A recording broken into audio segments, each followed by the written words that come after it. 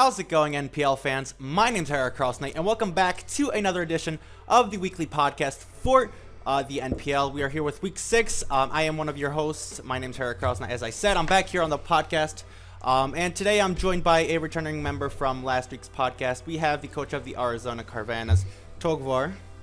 What's going on, everyone? Toge here.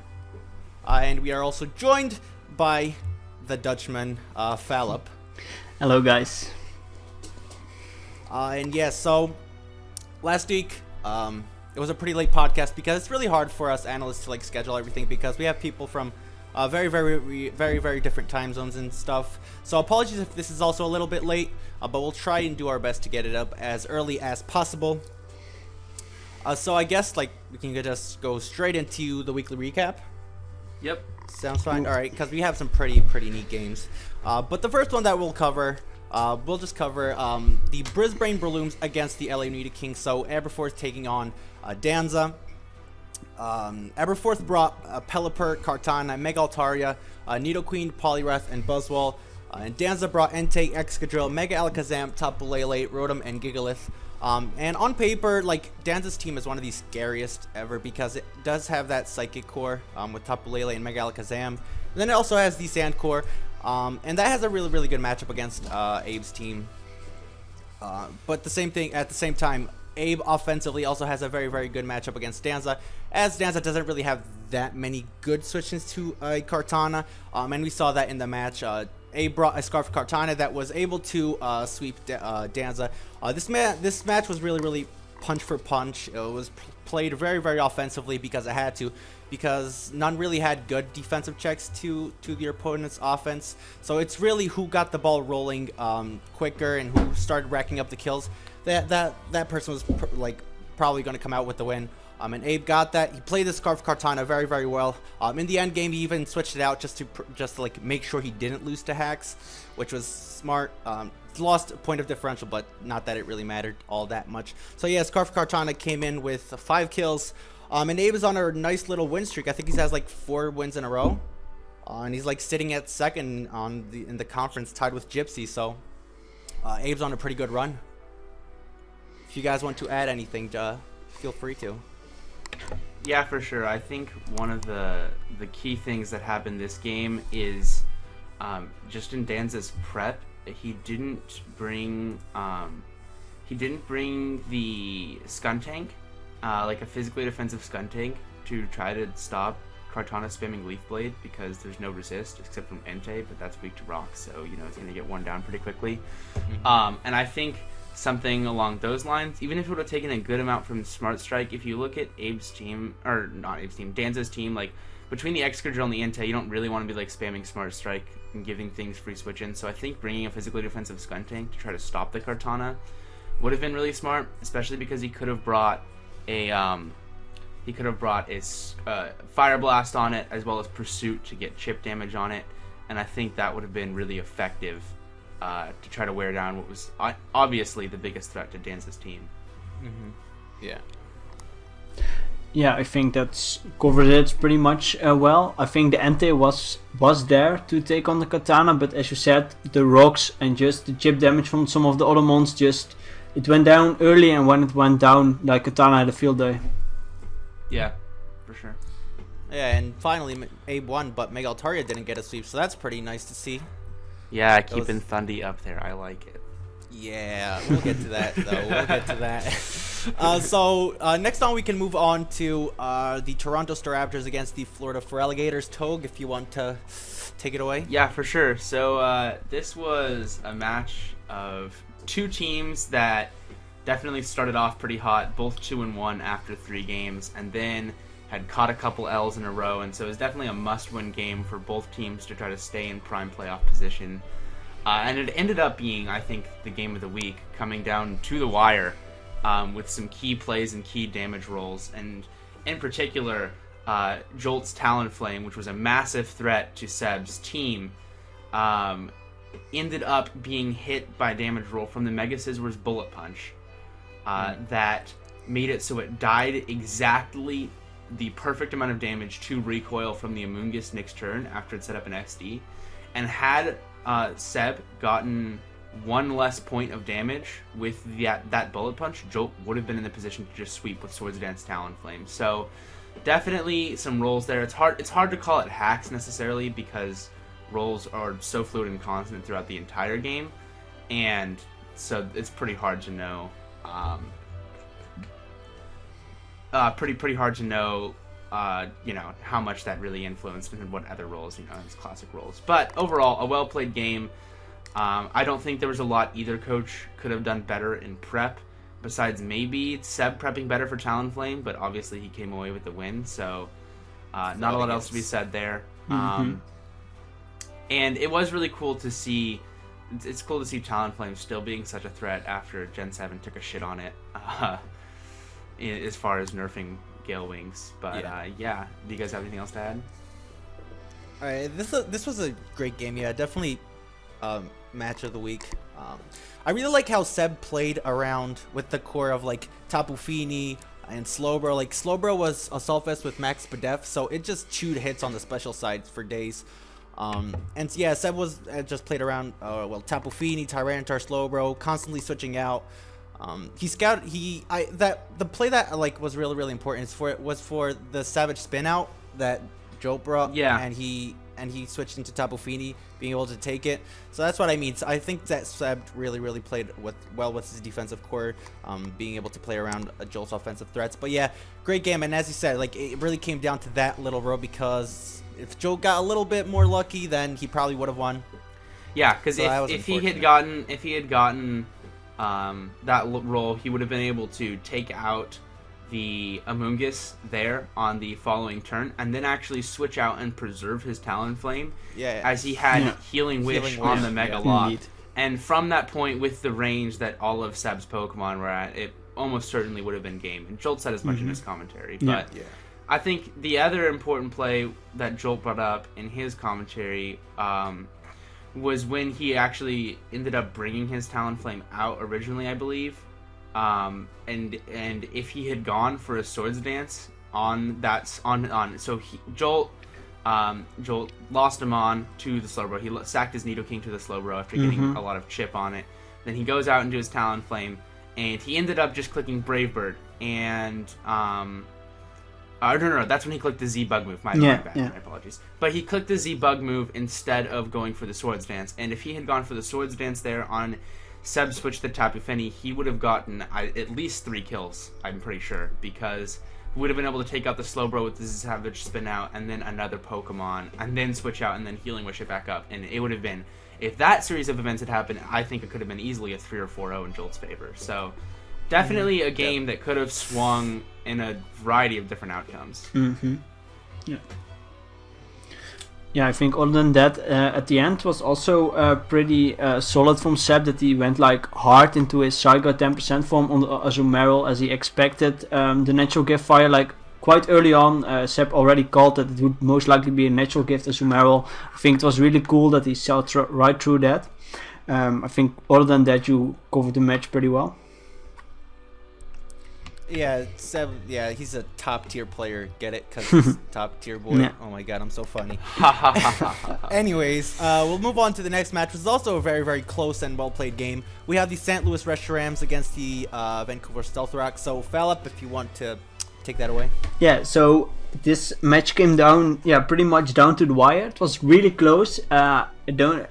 Especially like Carney played the early game quite well with his Nihilego.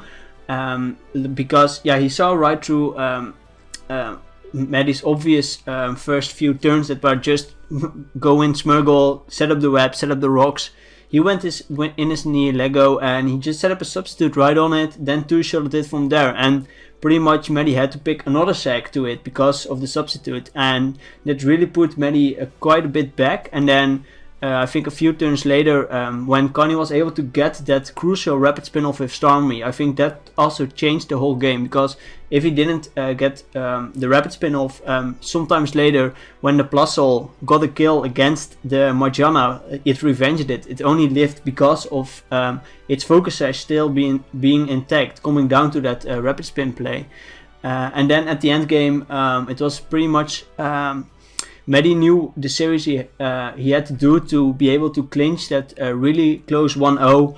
And yeah, Carney could have maybe played the end game a little bit different. Like the thing he also pointed out was he should have risked the hex a bit with his Heatran. He should have just went for the flame charge on the Zard, hoping it would hit itself in the confusion, meaning that he could take it out, and then he would, due to the flame charge boost, outspeed the Landorus and also kill that and win the game from there. But I think other than that, I was really impressed by Carney this week. Against the high caliber opponent Maddie is, he played quite nicely. Yeah, his play was definitely suggests that he's a lot better player than 0-5 before this match. So yeah, like Carney's still winless, but yeah, as you said, he played very, very well in this game. And freaking Plusle got a kill. That's just amazing. That is just amazing. Plusle killing Magearna was beautiful. But yeah, Maddie's whole like strategy was the heads are stacking. As you said, Carney played well around it, managed to get the spin off with Starmie, and then the end game was very, very close. It really could have gone either way. So it's a great match from both players. I want to see Carney put in more of these performances so that we see him pick up a win, because he deserves it at this point. Like at the beginning of the season, like okay, he didn't play it to the best of his ability, but against against Maddie, then I really think that he played well and probably deserved the win. But like you said, if he went for the flame charge and Zard hit himself in confusion, it could have been different, but it didn't. So let's just hope that Carney comes back next week with a win. Yeah, no, I was definitely impressed this week by Carney's play. I thought it was pretty effective. I think though, like one thing in general that I think continues to hurt Carney is his use of max spreads a lot of the time. And I think that he could be advantaged by running some calcs, especially I've noticed this with Heatran. Oftentimes he'll just run max offensive and throw an air balloon on it.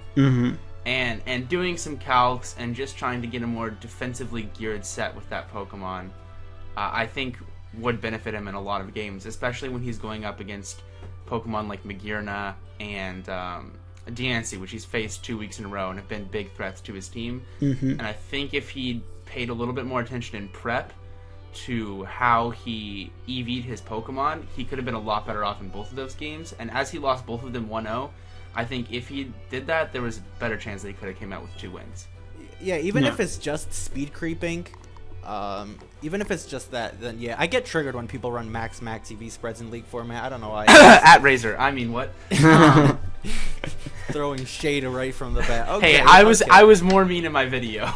Yeah, I was watching that. Yeah. So, yeah, but I do get triggered. Love you, Razor. Like, if it's on defensive walls, then I can understand. But like on offensive stuff, definitely like speed creeping is something that you should definitely do, because the leftover EVs can give you like more bulk for you to lift certain hits and whatnot. So definitely speed creep, I think is. I mean, I run max on defensive Pokemon all the time, because if you see a team where like 8 of their 11 Pokemon are physically offensive, like. You just should run max defense. There's no reason not to. You want to take as many hits as possible. You can't be calcing like every single move from every. No, and I mean, and then it makes sense. Like you're not going to get that much, by especially being at that point. But especially with offensive Pokemon, there's no reason to get a little bit extra bulk. And also like, especially for big offensive threats like Zardex, I always think it's important to do particular calcs at different ranges of boosting with different moves against your Pokemon. But definitely. It can really come in handy during the matches.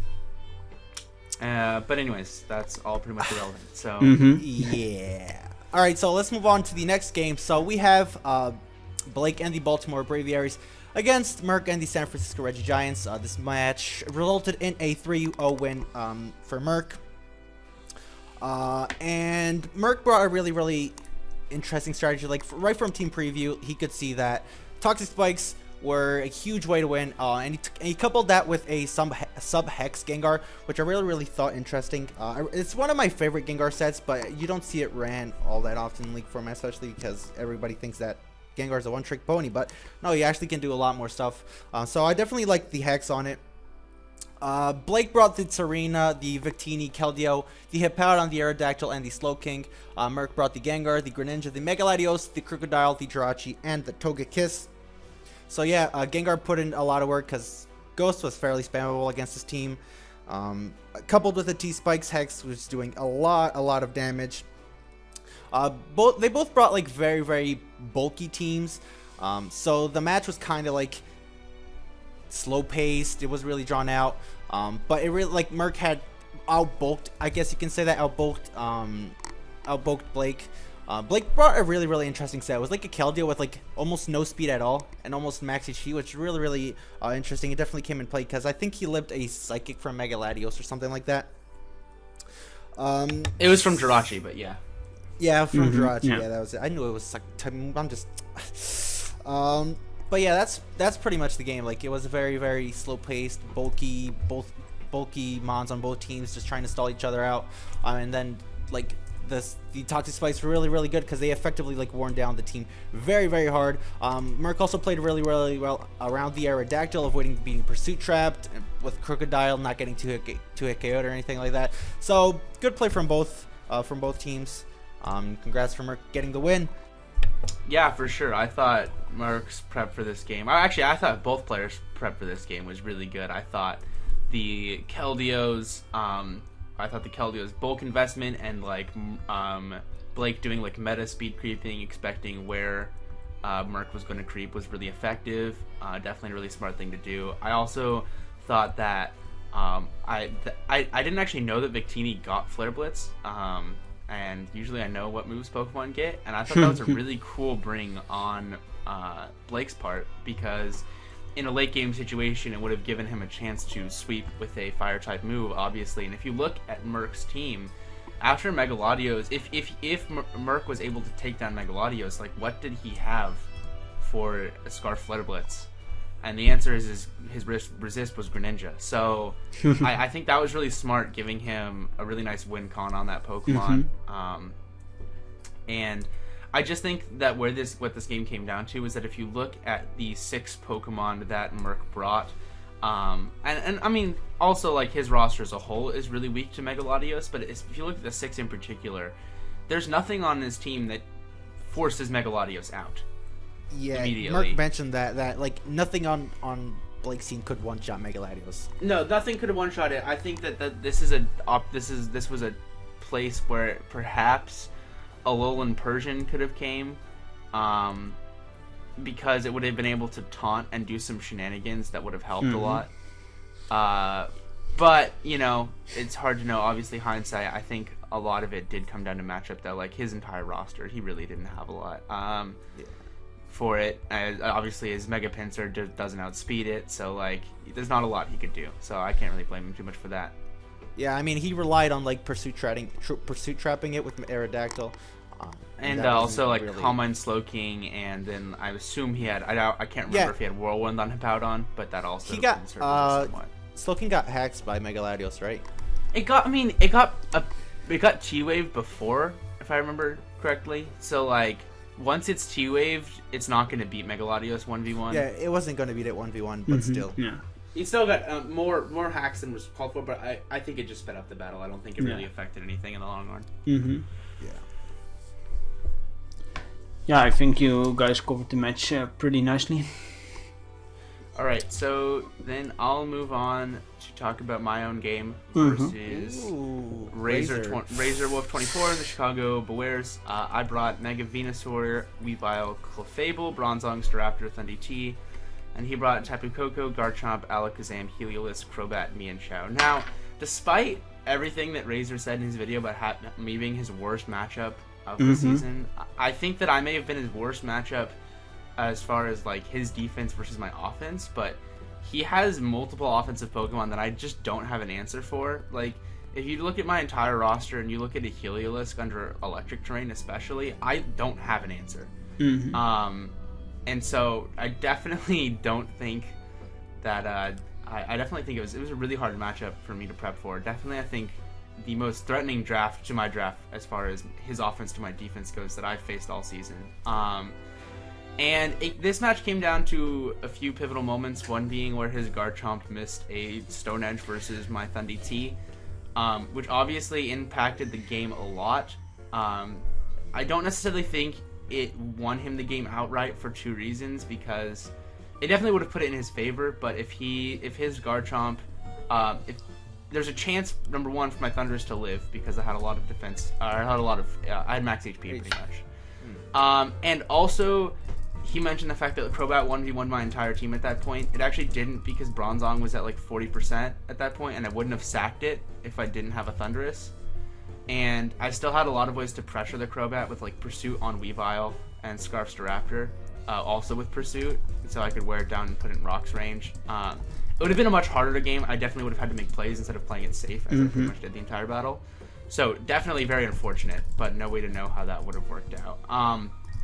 And I think the other thing that happened was that he just didn't have a lot for Thundy on his team. And I think part of that came into play when he decided not to bring Cresselia. I understand from it being on the trade block that he doesn't like it and doesn't like how passive it is.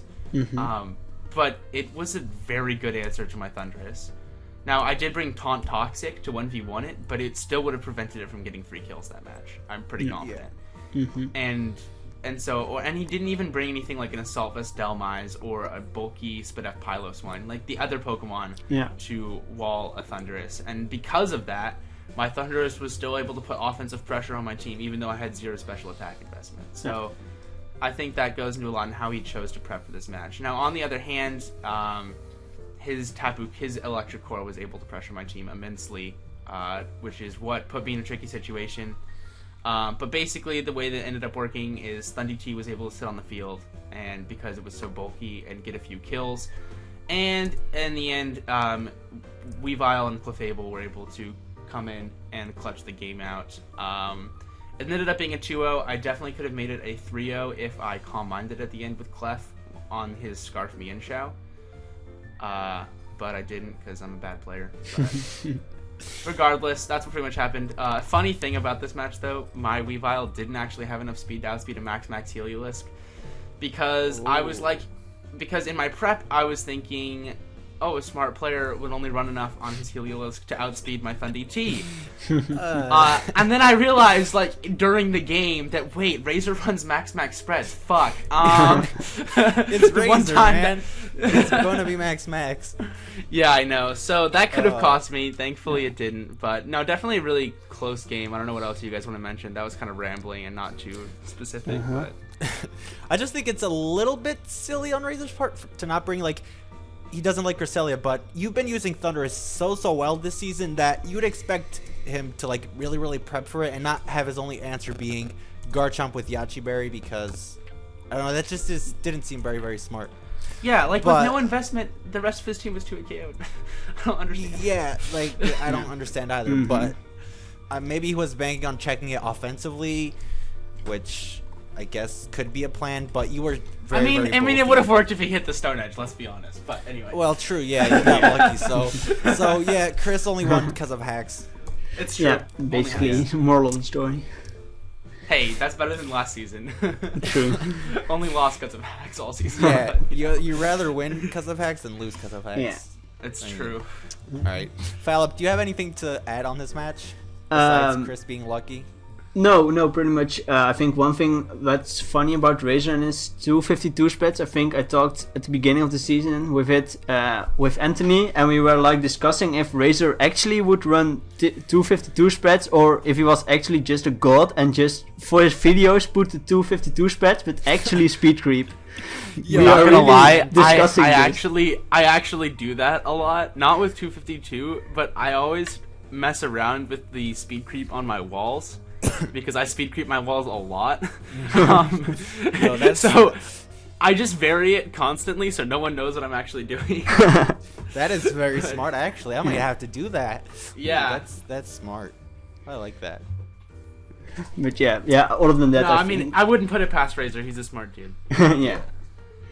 But I think other than that, I think it was after that unfortunate miss for Razor, I think you just played a really safe match and you were just able to come out on top. Yeah, I agree. All right, so that match is done with. We can move on to Gypsy against Riz. So the Sydney Sharpedos against the Phoenix Sunflowers. Gypsy picked up a fat 5-0 win, and Gypsy brought Toxapex, Shaman, Zapdos, Alolan Muck, Infernape, and Dragonite. And Riz brought Mimikyu, Scolipede, Mega Kangaskhan, Alolan Marowak, Hoopa Unbound, and Donphan. So, Gypsy prepped like very, very solid. Like he always does. Like you can never go wrong with like Gypsy. He always preps solidly. And his play was also very, very solid and safe. So like right from the beginning, he tried to grab the momentum of the match. He got the lead matchup, and then after that, it was really like Gypsy being Gypsy, playing safe, doing what he had to do, and just Riz trying to come back in the match. But it would be very, very hard because once Gypsy grabs the momentum of the game, it's hard to like turn it around, I'd say. He did what he needed to do, and also he brought some pretty heat sets like he usually does.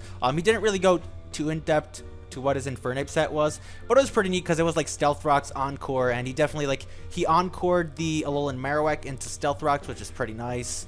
Yeah. And yeah, he had HP Water on Zapdos for the Alolan Marowak, which is also like a good bring because obviously Marowak counters all the electric types, and like Briz's team is like very offensively is like very, very hard for any team to deal with because like Gypsy has no ghost type immunity on his team, so like Mimikyu and Alolan Marowak are free to spam ghost type attacks. But Gypsy, like I said, he played well around that. He like didn't let Riz get the momentum and let Riz be able to spam those ghost type attacks. So yeah, Gypsy played a very, very safe match. Ended up picking up a 5-0 win. It's a pretty fat win. Yeah, for sure. I think one of the best sets that Gypsy brought was actually his Zapdos set. He brought Rocky Helmet to chip away at the Kangaskhan, and then Roar to prevent it from wishing up itself, which is a tactic that no one has brought against Kang so far, but I think a very effective tactic. As it showed, because if Riz was able to successfully wish up on his Zapdos on his Mega Kang with the power-up punches, I think there's a good chance he actually would have been able to take that game. So, definitely some good prep on Gypsy's part. I think one thing that Riz could have done better that would have put him in a fantastic position this game was if he had run Taunt on his Mimikyu. After he got the Swords Dance up against the Toxapex, would have been able to taunt it, get up another Swords Dance, and then OHKO it with the Z move. And unless Gypsy got a Scald Burn, there was nothing he would have been able to do about it. So that definitely, I think, would have just pretty much given Riz the game. So yeah, that would have been an interesting bring. If he had brought it, it would definitely come in clutch. But yeah, otherwise it was pretty well played. I think Riz played a little too aggressively at the beginning with the Marowak, and that cost him a lot, as in not getting rocks up, because once he didn't get rocks up, Gypsy wasn't forced to defog, and once Gypsy wasn't forced to defog, Riz's team was like Kang and Scolipede were so worn down by hazards that they couldn't do anything and couldn't get the momentum back in his favor. So also new NPL record in the first 7 turns of this game, I believe Knockoff was clicked 6 times between the two players. So that's pretty cool. Always makes for a good match. Jesus Christ. That's a lot of knocking off. True. Yeah, knock it off, guys. Oh, wow. Aren't we funny today? Yeah. Alright, Phalop, if you want to add anything on this match. Yeah, I think it was pretty much like Gypsy, especially with the Toxapex on his team. He just has more of a Gypsy team now. As you can see, he brings like 4 bulky mons, Infernape, Dragonite Morris, offensive mons. Like, he likes that playstyle a lot. He's really comfortable with it. For Riz, I definitely expected more of a Seismic Toss Mega Kangaskhan because there was like no Ghost type. I also expected just a little bit of a different Scolipede set that could have maybe hurt Gypsy's team a little bit more, but I think other than that, yeah, it was pretty much, you covered it quite well. Riz played a bit too aggressive, Gypsy took advantage, got a big win. Alright, let me just ask, is there a downside to running Seismic Toss and Mega Kangaskhan? Okay, yes, I think there is, and I think there's a lot of times where Power Punch is better, especially when you have the, I think a lot of it has to do with speed tiers versus bulk on the opponent's team. I think when you play a more offensive team, you almost always prefer Power Up Punch, because when it's a more offensive team, that return's gonna do more damage. Those sucker punches are gonna do more damage, and they're gonna do damage faster than your Seismic Tosses are going to. But when you play a more defensive team, a lot of times the Seismic Toss will be able to break through their defenses because it just goes off the HP stat and get a lot of 2-hit KOs that you wouldn't be able to get otherwise. So I think a lot of it's matchup dependent, and I think a lot of that goes into possibly the mons that Riz was predicting versus Gypsy's team versus the ones he actually brought. Yeah. And even adding on to that, I think if Gypsy didn't bring the roar on Zapdos, I think Power Punch would have put in a lot of work this game. So, no. Yeah. Just shout out to Alolan Muck that put it finest to work. Got like 3 kills, which is great. Yeah. So, yeah, I guess we have one more game left. 2 more. Or is it 2 2? All right, we have 2 more. So next up we have Trev and the Atlanta Braviaries against Cloud and his Jersey Dwebbles. So who wants to take this one? Yeah, I was gonna take it. So this All right, game, go ahead then. Even though it didn't get any kills in this game, Rotom Heat, a new acquisition for Trev, put in a ton of work. Was able to give Trev momentum the entire game, volt switching around. It managed to trick a Choice Scarf onto the Arcanine, making it so it was no longer an effective defensive check to things like the Celesteela and even a Swords Dance Necrozma that were able to pressure the Jersey Dwebbles quite a bit. And I thought off of that momentum, Cloud was pretty much pushed in the back corner the entire time as he ended up losing the Hazard War as well, so every single switch was costing him a lot.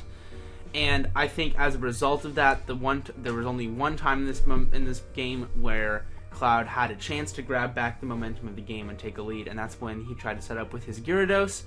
But when he did so, Trev's Heat pulled through for the second week in a row on his Excelgor as he brought a Yawn Encore variant, and he yawned the Gyarados on the first turn, and then encored it into Dragon Dance as it still outsped after +1. And from there was pretty much nothing Cloud was able to do, and Mesprit was able to come in, pick up a clutch couple of kills in the late game, and that was pretty much it. Yeah. Yeah, like I really liked the Excelgor set this week. It's just so interesting. But as you mentioned, the Rotom Heat also putting in Defiant Story because Cloud didn't really bring in electric immunity, so Volt Switch was free. Just kept on Volt Switching, gaining momentum. He also managed to trick the Arcanine, which gave his Necrozma an opportunity to set up. So that was pretty interesting as well. But yeah, like ultimately Trev played very well. The Excelgor set came in clutch. And finally Trev picked up another win because I'm a fan of Trev. I'm a big fan. I don't like to see him losing. So he's now 3-3 with -4 differentials. Still nothing like what we are accustomed to see. But yeah, hopefully he's gonna have a really tough start to the second half of the season. I think he has to play Maddie, Gypsy, and does he play you, Toge? And me, yes. Yeah. So those are gonna be 3 games. And he also plays Zazzle this week. Oh yeah, yeah. true. So there's I don't know if he plays Gypsy. I think it might just be me, Maddie, and or it might be me, Gypsy, and Zazzle. I don't know if he plays Maddie. He already played Maddie's team. Yeah, it's me, Gypsy. Yeah. It's me, Gypsy, and Zazzle. Still, he has back to 3 like really hard, difficult games to Yeah. pull it back. It's gonna be hard, but I believe in Trev. So yeah. So Phalop, do you want to add on anything? No, I think pretty much. I think it's a bit of a recurring theme, but Trev has, as of late, also every week kind of like some 1-2 quite heat sets, just to say, and they have been really working out. They have been catching his opponent off guard, and if he keeps it up, I hope he will be back in the winning mood. Yeah, the Excelgor set was neat, just nullifying the biggest threat to his team in the Gyarados. Yeah. So, I guess we can move on to the last match. We have Zazzle against Shirdi, the Detroit Butterfrees against the Bayern Munich. Pretty big game. So, Phalop, just... Yeah, if you guys don't remember, they faced each other in the PPL war. Anthony won the set 2-1. Yeah, it was a really good set. If you haven't watched it, I definitely recommend you to check that one out. But yeah, this match, normally Anthony brings quite an offensive team. Like his team has a lot of offensive capabilities, but this week he brought some of his offensive mons more in a defensive role. Most notably the Kyurem. His Kyurem was, I think we will mention it in the sets of the week also, but it was quite a bulky Kyurem, and it was able to deal with Rabidash, which apparently was one of the biggest threats Shirdi had on his roster. It was also able to stall out the Porygon 2 with Toxic and Roost, which was also quite cool to see. And at the end there was a bit of paralyzation hacks on the Kyurem. And there was an opportunity for Shirdi to kind of come back, like with Porygon 2, I believe if it got a tri-attack into the paralyze, might have been able to deal with it, and then in the last few turns, if the Manaphy was able to get a tail glow into an ancient power boost into a couple of full paralyzations, maybe Shirdi could have taken it, but that was just way too far-fetched. I think other than that, one also quite notable turn was when the Thunderous was in against the Porygon 2. Anthony brought a bulk up Thunderous with just some coverage options, and Porygon 2 went for the tri-attack and he got a really lucky burn, so kind of neutralizing the bulk up boost from the Thunderous and nullifying it. I think that pretty much wraps up most of that game. He also mentioned in his match in the team builder that he brought Prankster on Thunderous, and bringing the fight would have been better because Porygon did trace the Thunderous, so he could get those priority recovers. But yeah, I promised Shirdi that I was only going to trash talk him, so that's exactly what I'm going to do. Shirdi played very, very bad. He almost got lucky in the end, but good lord, thank God he didn't get lucky, because I would have hated to see him win just due to hacks. Yeah, and I hate Shirdi. That's pretty much all I have to say. Okay. Toge, anyone? That was aggressive. I mean, he every time like Mega Heracross dies, and so, like he mocked me, saying, "Oh, I hope you enjoyed seeing your mascot die." I'm like, okay, I'll trash talk you, and he said, "Okay." It's a love-hate relationship.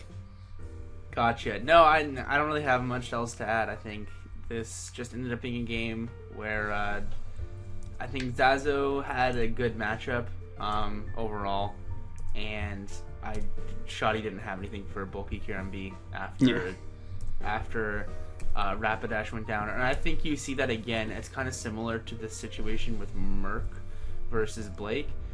There's a lot of potential for Pokemon once they're set up, or bulky Pokemon to be able to switch into it and maybe go toe to toe with said Pokemon. But if you look at, there's nothing on his team that OHKOs Kieran Black. Mm-hmm. So that, at least on the 6 that he brought. So I think again that kind of similar element played in to another 3-0 victory with a fat dragon type. Yeah, that's true. Like, okay, I'll give props to Shirdi for the Ancient Power Z move. Okay, that was a pretty cool bring, to be honest. That was pretty cool. But no, I won't say anything else. Okay, so I think that wraps up all the matches. So we'll just get into the trades and transactions for this week, which like only really 2 coaches like really went all out. So Riz and Blake. So let's go with Riz first. So I mean, they're kind of the same thing because they trade in between each other. But anyways, so Riz and Blake, Riz gave off his Hippowdon for the Mimikyu. He also traded away Donphan for Serena and the Bisharp for Doublade. Same thing goes for Blake. Blake and Riz traded those. And Blake dropped Mega Pinsir for Mega Gallade, which is definitely interesting to me because Mega Pinsir is like definitely one of the best Megas in the format. But I guess, I mean, he did pick up Donphan as a more reliable hazard removal. So I don't know what Blake's plan is with that, but let's see how it works out for him. And the last trade, Maddie dropping Breloom for Azelf, and this was a free agent trade. Do you guys have any comments on these trades? Yeah, I think that these trades were good for both teams, especially, I mean, we're just going to talk about that big one to start off anyway. I think that Doublade gives Riz a more reliable switch into normal types and fighting types, something that his team was really lacking. Especially normal. Like, his normal resist was Bisharp. So, that's definitely really good for him. I think that Mimikyu is something that's especially good for Blake. As we've talked about, he's kind of had trouble with these bulkier setup sweepers. And I think just having the ability to run a red card on Mimikyu as just that kind of safety button, as well as just being a solid revenge killer in general, will be really helpful for him. I think those are the 2 elements that are most helpful for each other's teams, for sure. Yeah, I think Yeah, other than that, it's just a bit personal preference maybe with Blake. Like he knows Mega Gallade a bit better than Mega Pinsir. Thought it would fit his team a bit better, and same goes for Maddie. I think Azelf, he is quite a nice one to have. It also adds more speed to his team. Can be a reliable lead if he wants to. He just saw more usage out of it than Braylon would do.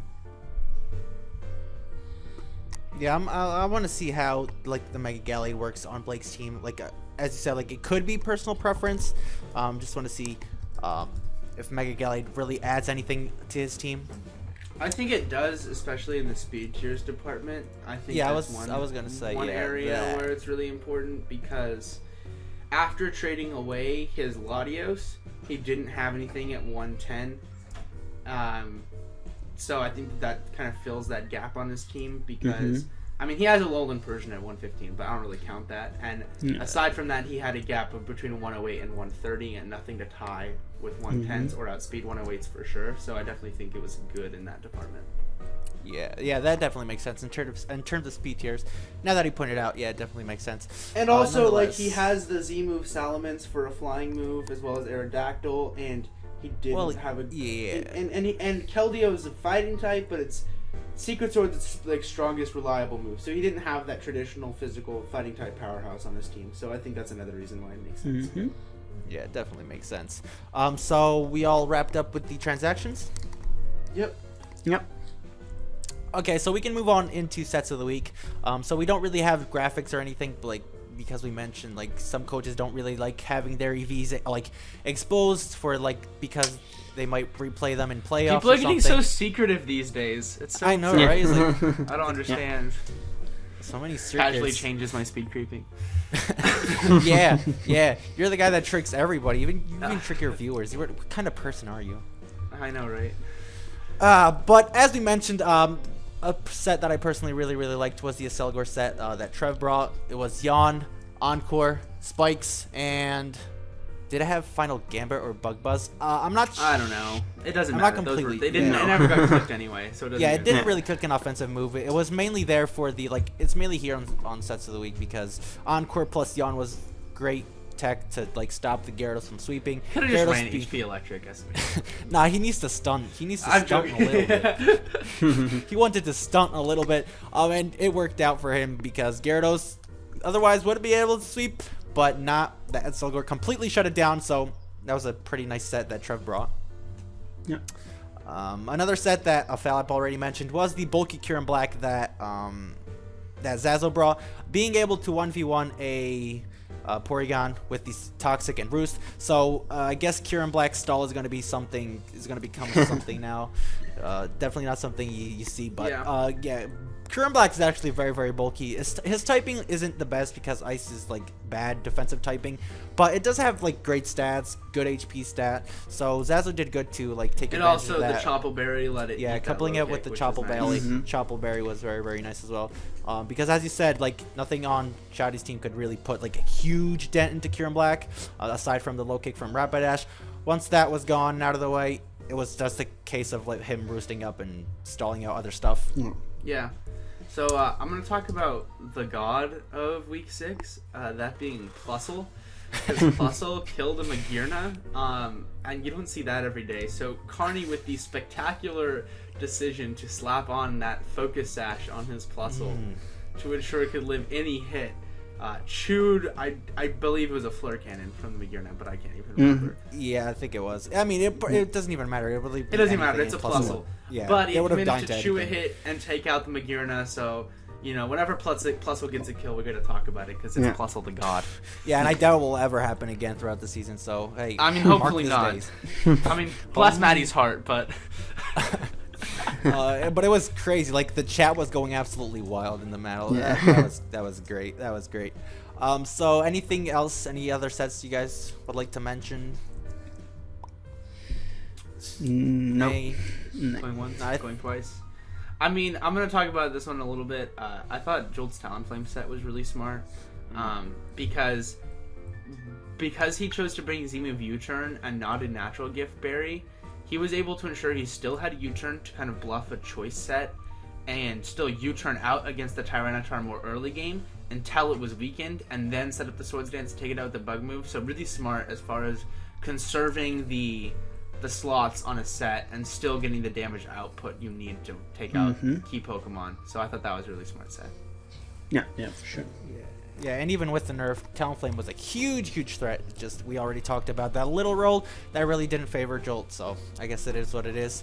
But I think that is all of the sets. Those 3 heat sets. Plusle was there because it's a Plusle and it killed a Magearna, so I guess you can consider that a heat set. I don't know. Props to It's Card. it's like halfway there. Yeah, half I mean, heat. Carney may be winless, but he got a kill with Plusle, so I think that makes up for it. To be I think honest, that's honestly first place in the hearts and minds of the people, and that's what really counts. Forever. All right. So to finish off this, I guess we can look into like next week's matchup. Next week's matchups for sure. Yeah, and There's we can like highlight some of the most. I definitely think this week there is 4 or 5 matches I think that are just going to be stellar. Between some of the top teams / players, you have me versus Merc, 2 playoff teams. You have Shirdi v Jolt, 2 proven players in the format who both really need a win to get into playoff position. You have the rematch of the undefeateds from last season. You have Gypsy versus Maddie. Definitely, I think the hallmark match. That's gonna be. I think that's going to be a really spectacular one. And then also, I think it's going to be interesting. I mean, I think all the matches are interesting this week. You guys can talk about the other ones. But. Yeah, I mean, that's what you get for like putting like 12 very 12, 16. I don't even know how many. Yeah, I don't even know how many. I mean, no one really knows how to count. Let's be honest. I'm such a disgrace. Numbers are all arbitrary and don't mean anything. Yeah, so numbers are numbers are bad, and I suck at math. So guys, don't hate me, please. But yeah, that's what you get for putting like 16 great players in one league. There's like every single week there's gonna be packed of great like matches. But yeah, I think everybody's gonna be waiting for that. For Gypsy against Maddie, because that's just gonna be fantastic. If there's one player that can beat Gypsy, that is obviously Maddie, because he knows him well. Hello, who already gave him an L this season? All right, I was gonna mention you. Okay, I was gonna mention you. My ego is crying. I was going to mention you. I was say outside of course the god Toge. I'm joking. Okay. Oh, okay. All right. My ego's been fed now. It's okay. All right. Nice comeback, right? I saved that one pretty well. Nice comeback. But yeah, that's like a lot of great matches. But I think that one's the one to be highlighted. To be honest, that one. I think the one that I'm second most looking forward to is Zazzle v Trev, because I currently have higher differential than Zazzle, and I really want to be in first place. So like you're rooting for Trev. Yeah. Oh yeah, for sure. But also just aside from my vast amounts of coveted self-interest, I think that it's a really interesting match. You have right now the top team in the league versus the top team in the first 4 seasons, or at least seasons 2 through 4 of the league. So yeah, let's see if Trev actually like proves himself, because everybody knows he's better than 3-3, especially because of his past. And if he was able to take this game, he would put himself in very strong playoff position, even with his tough schedule coming up ahead. Because honestly, with the caliber of difficulty of the league, I think 6-6 is. 6-6 with solid differential is definitely good enough for a 4th seed in the playoffs. So, yeah, considering the competition, it's definitely going to be great. But I hope Trev like actually comes out with the. I mean, my heart is like torn down in the middle. I don't know, because I'm a fan of Zazzle, but then I also want Trev to win, so it's really hard. I mean, can they both win, please? Can we make an exception? No, because that I don't like. Oh yeah, that would have. I need a column in the. I need a W. Another words. Another W. No, I need a 1 in Zazzle's L column. That way. All right. Yeah, he's still undefeated. So let's see how that is going to pan out. Anything else you guys would like to mention? Sub to my channel. Okay. Okay, let's just end the video. We are there already. Okay, I see you. All right. So I guess if you want to wrap it up, does that sound good? Yeah. It was a solid podcast. Yeah. If you enjoyed, leave a like, comment, and subscribe to the NPL channel. Our links will be down in the description, so if you fancy checking us, I mean, you should already be subscribed to Toge. I don't know why you wouldn't, because I mean, subscribe to these people. They're better than me, so it's okay. All right, let's add the bar. Thank you. Okay, okay. I'll take that compliment though. I'll take that. The NPL Twitter is also down in the description, so go follow that if you haven't already, because that's where we like tweet out about updates and quick stuff. So definitely do that. With that being said, thank you guys so much for checking out this week's podcast. Stay tuned to the NPL channel, because tomorrow or Sunday there will be power rankings. And I hope you come back next week, because I don't know if I'll be here, but you'll definitely have a great group of people ready to recap what happened in the week. So that being said, I'm just going to say goodbye and let the other dudes say goodbye too. And yeah, so thank you guys so much for watching. See you all next week. Yep. Peace. Peace.